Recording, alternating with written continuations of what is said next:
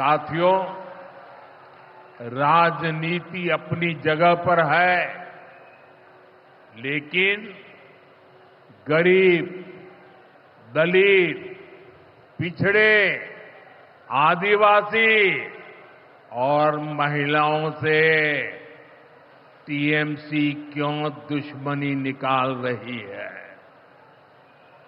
पश्चिम बंगाल के गरीब, SC, ST, OBC के लिए जो भी योजनाएं देश में चल रही है, उनमें से बहुत सारी योजनाएं यहां लागू ही नहीं होने दी जा रही है। पूरे देश में करोड़ों लोगों को आयुष्मान योजना के तहत मुफ्त इलाज मिल चुका है, लेकिन मुझे दुख के साथ कहना पड़ रहा है, इसका फायदा पश्चिम बंगाल के मेरे भाई बहनों को नहीं मिल रहा।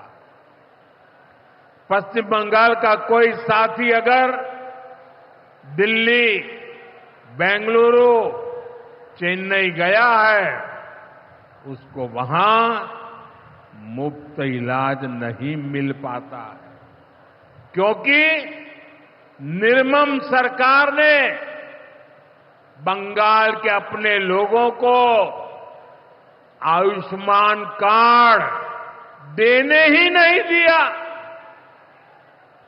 आज देश भर में 70 वर्ष से ऊपर के बुजुर्गों को 5 लाख रुपए तक मुफ्त इलाज की सुविधा मिल रही है। मैं तो चाहता हूं कि पश्चिम बंगाल में भी 70 वर्ष से ऊपर के सभी बुजुर्गों को मुफ्त इलाज की सुविधा मिले, लेकिन टीएमसी सरकार ये नहीं करने दे रही है।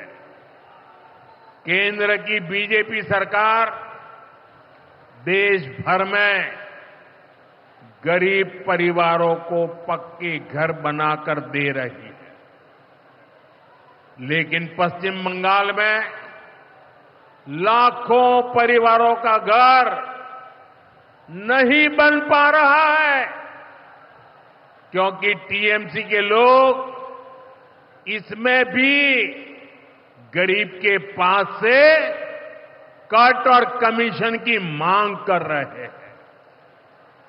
आखिर टीएमसी सरकार आप लोगों को लेकर इतनी निर्मम क्यों है?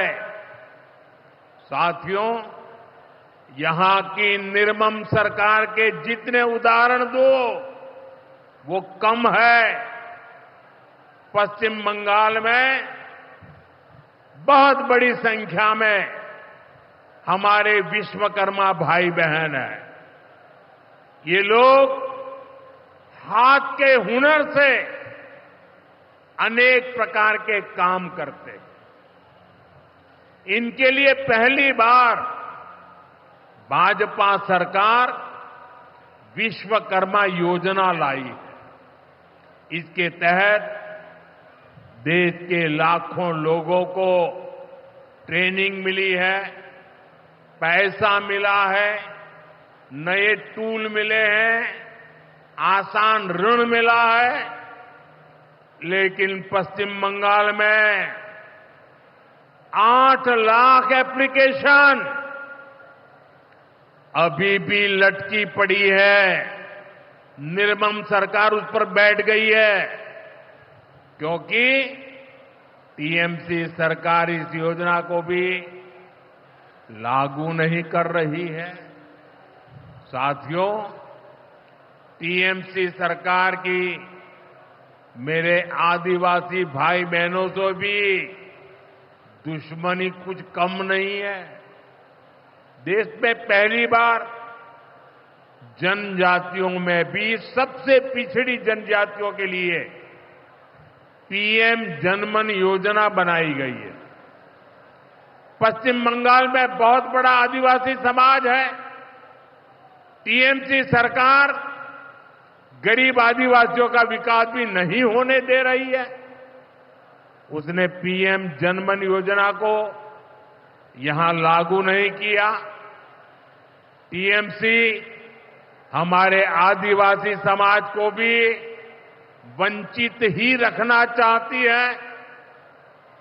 साथियों, टीएमसी को आदिवासी समाज के सम्मान की परवाह नहीं है। 2022 में जब एनडीए ने एक आदिवासी महिला को राष्ट्रपति उम्मीदवार बनाया तो सबसे पहले विरोध करने वाली पार्टी टीएमसी थी।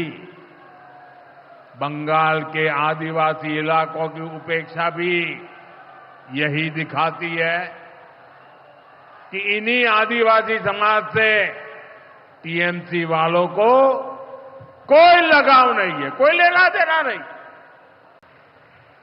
साथियों, भ्रष्टाचार का सबसे बुरा असर नौजवानों पर पड़ता है, गरीब और मिडिल क्लास परिवारों पर होता। भ्रष्टाचार कैसे चारों तरफ बर्बादी लाता है, ये हमने टीचर भर्ती घोटाले में देखा है।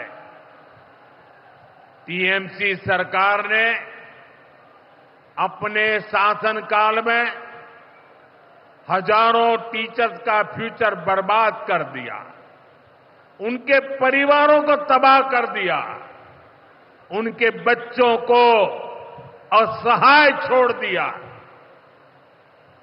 टीएमसी के घोटालेबाजों ने सैकड़ों गरीब परिवार के बेटे बेटियों को अंधकार में धकेल दिया है। ये सिर्फ कुछ हजार टीचर्स के भविष्य के साथ खिलवाड़ नहीं है, बल्कि पश्चिम बंगाल के पूरे एजुकेशन सिस्टम को बर्बाद किया जा रहा है। टीचर्स के अभाव में लाखों बच्चों का भविष्य दांव पर है। इतना बड़ा पाप टीएमसी के नेताओं ने किया है। हद तो ये है कि ये लोग आज भी अपनी गलती मानने को तैयार नहीं है।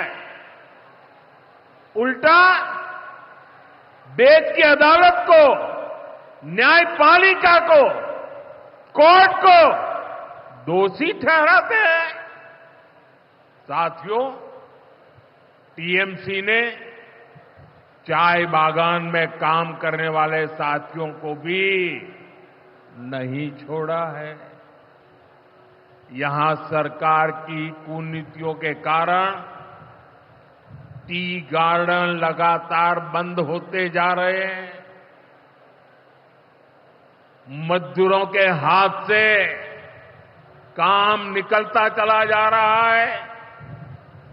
यहां पीएफ को लेकर जो कुछ भी हुआ वो बहुत शर्मनाक है। ये गरीब मेहनतकश लोगों की कमाई, उस पर डाका डाला जा रहा है।